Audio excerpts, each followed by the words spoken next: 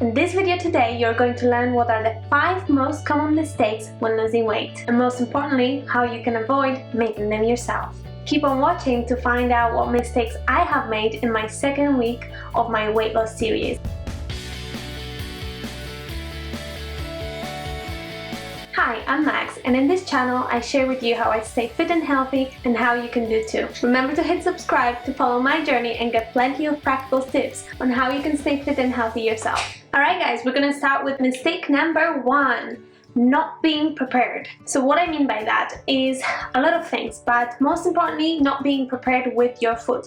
Remember that nutrition is actually more important than training. So you can be training every day for hours, but if you don't take care of your nutrition, you're not going to achieve your weight loss goals. So since nutrition is so important, we want to make sure that all the food we have and all the food we're eating and all the food we're preparing is the right food to help us with our weight loss journey. So number 1 is actually being prepared with your shopping. Have a plan for your food, have a list of what you're going to buy, more or less prepare your meals that you're going to have throughout the days, especially your staples like breakfast, lunch and dinner, and then have some ideas for your snacks. And then when you're counting calories, or if you're just watching what you're eating, then that's absolutely fine, but have an idea of healthy, high protein meals and snacks that you're going to have throughout the whole week. Especially when we're going to work, you don't want to get to work, get to lunch and not know what you're eating and then buy something high caloric. Even if it's a salad, if it's with a lot of dressing, it can actually hurt your progress. So once you've got your shopping done and your kind of meals for the week more or less, now every day you want to make sure that you're also being prepared. So what I do every single day is in the morning I map out what my breakfast is going to be, what my lunch and my dinner is going to be, and then that gives me a little bit of space to plan my snacks. If today I feel like something different or I want to add a little treat with my dinner, I know I can do that. So plan ahead as much as you can, but especially those staples. It's going to help you a lot to have a successful day. So remember, every day we want to have a successful day in order to get to our goal. I'm going to show you a clip of me preparing for my day, and because for example my breakfast is normally the same every single day, that's just a no-brainer. I'm just going to add what I had the previous day. So it's very easy. You've got your recipes and meals that are already saved, so once you get the hang of it, it can be quite a quick process for you. Alright guys, mistake number 2 is relying only on the scale to measure your progress. So when you're tracking your metrics for your weight loss or any other goal, if you're relying only on the scale, that is a bad way of tracking progress, because we'll very often get discouraged when the scale doesn't show the right number. However, it's going to be a lot more helpful to have other metrics, other ways of tracking progress that will actually reflect what is really going on with your progress. So what I would recommend is actually taking pictures of yourself. So whether that's weekly, bi-weekly or even monthly, make sure that you take pictures in order to see progress, because looking at yourself every single day in the mirror, you're not able to see those little changes that are happening within your body. However, if you take a picture and compare from week 1 to week 2, for example, week 4, you will be able to see, look at this, my hips are getting smaller, look at this, I'm getting more definition.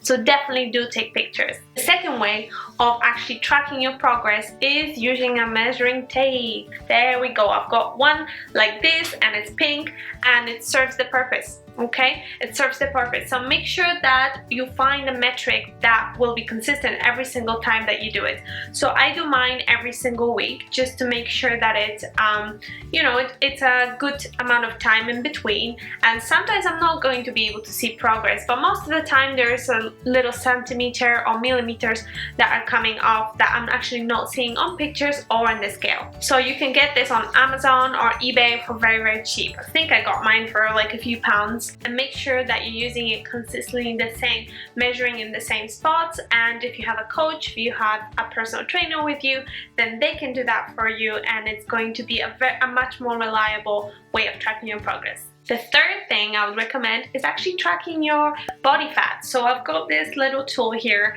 I think it cost me nothing, honestly, and it's one of the cheapest ones, and it comes with a little table like this, and it's just a good way. So even though this tool might not be 100% accurate, if you're using the same tool every single time that you're doing it, you can do it again once a week. If you're using the same tool consistently in the same method, then you will be able to track progress. So for example, if your gym has one of those machines that track your weight and track your body fat and other metrics, now it might not be 100% accurate, but if you're using the same machine every single week or every single month, then that's a good way of tracking progress and seeing what numbers are moving, what numbers are not moving. Another way of seeing progress is actually by how your clothes fit.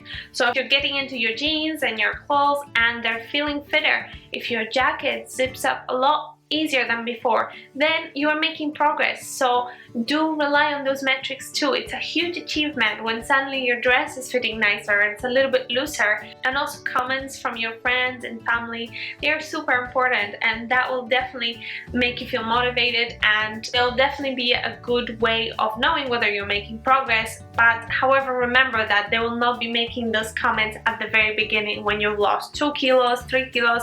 Nobody might notice. However, if you make a significant change, then your family will be commenting you on that. So don't rely on that 100%, but it's just a good way to kind of know, hey, I'm on the right track. Actually, other people can see that I'm making progress too.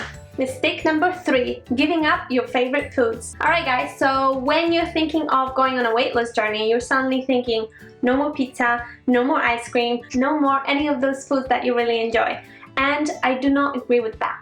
Don't do that, because you can last 2 weeks, a month, and then you're just going to hate it, and you're going to hate every single day. So don't do that. What we want to do is include those favorite foods that you really like, and have a little bit, have a portion size, have enough so it fits your calories. So that's great about counting calories, because you can have your healthy meals that you have in general, your salads and your protein, and then you can include a little bit of food that you actually love, like a little bit of ice cream or chocolate or whatever your thing is. Now, the great things about counting calories is also that you have so many low calorie options. For example, you've got your low calorie ice cream. So for example, a tub of Ben & Jerry's is a lot of calories. I'm going to put it here on the screen. However, if you buy a Halo tub, it can be 360, around 400 calories, which is amazing. So you can have the same tub of ice cream. You don't have to sacrifice your progress. So there's plenty of low calorie alternatives, there's cheaper options, there's more expensive options.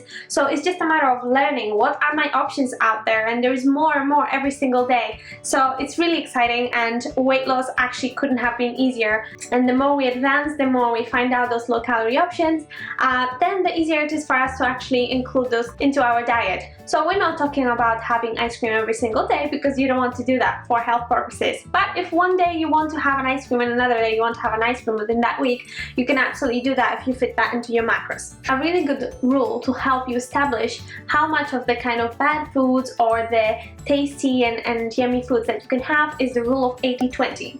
So the 80% of your food is going to be the good foods that you're eating, the salad, the vegetables, the protein, all of that. And then the 20%, it can be a little bit of ice cream or a pizza or something that can fit into your macros but is a little bit considered less healthy. Mistake number 4, not tracking your liquids. Alright guys, so I'm a coffee drinker. I love my coffee, and I add a little bit of milk to my coffee every single day, and I have a few of those during the day. So if I don't track those, it could be even 200 or 300 calories of milk that I have added to my coffee. So make sure you track all your liquids, whether it's juices, a can of Coke that you're drinking. A can of Coke can have a lot of calories, and I'll put it here on the screen.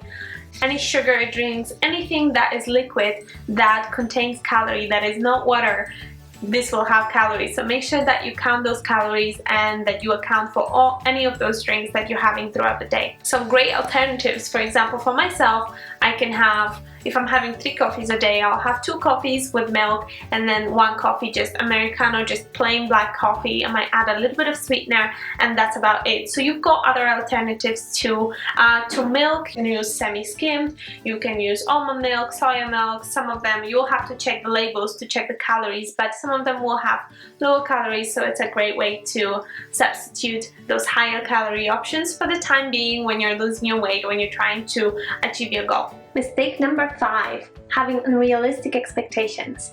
So guys, if you're thinking of going on a weight loss journey or achieving a specific fitness goal, really, all of us are thinking short term.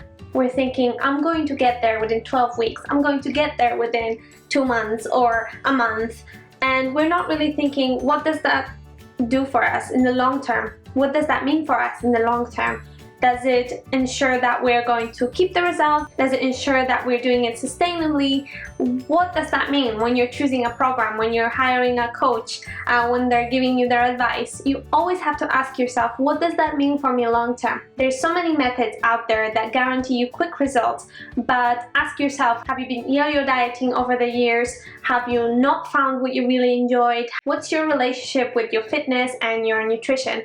Is it something that you hate? Do you think of diet as something that you do only short term? Ask yourself what that really means for you. And for me, I really do like to think about it more and more as a long-term process, because if today I'm going to take actions that are going to give me long-term results, sustainable results, then I want that. Because if person A and person B compare themselves 5 years along the road, well, person A that has been rushing things is still on the same point, still trying different things, still yo-yoing, and person B is like, well, you know, it's been 5 years and I've been doing it slower, but over the long period of time, and I actually have kept what I've been working on. So you need to choose which person you want to be. And I know it's very tempting in the moment to decide, hey, I want the quick thing, because everybody wants the quick thing. We are so impatient, but it's really, really valuable and it's going to pay off being patient. Mistake number 6, and that's a bonus, guys. Not tracking your food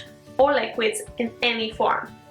What that means is whether you decide not to track calories, if you're not tracking your food at all while you're trying to lose weight, gain muscle, any of the fitness goals that you have, you do need to have a way of tracking what you're consuming. A lot of us very often underestimate what we are eating on a daily basis. Also, even though you think you're eating enough or you're eating just the right amount for your weight loss goal or for your fitness goals, then it might be the macronutrient split. You might not be getting enough protein to help that muscle gain. You might not be getting enough fiber, things like that. So make sure that you have a way of tracking, whether it's pictures, whether it's food diary, or it's counting calories, and actually you will see all your macronutrients on the application that you're using. Alright, and that's the fun one. It's my mistake that I have made in my second week of my weight loss journey. And the mistake I made was number 1, not being prepared. Now, I'm not only so good at preparing, I do my shopping on Sundays and I plan my shopping on Sundays, I do my meal preps on Mondays, and daily I prepare what kind of foods I'm going to have for my staples.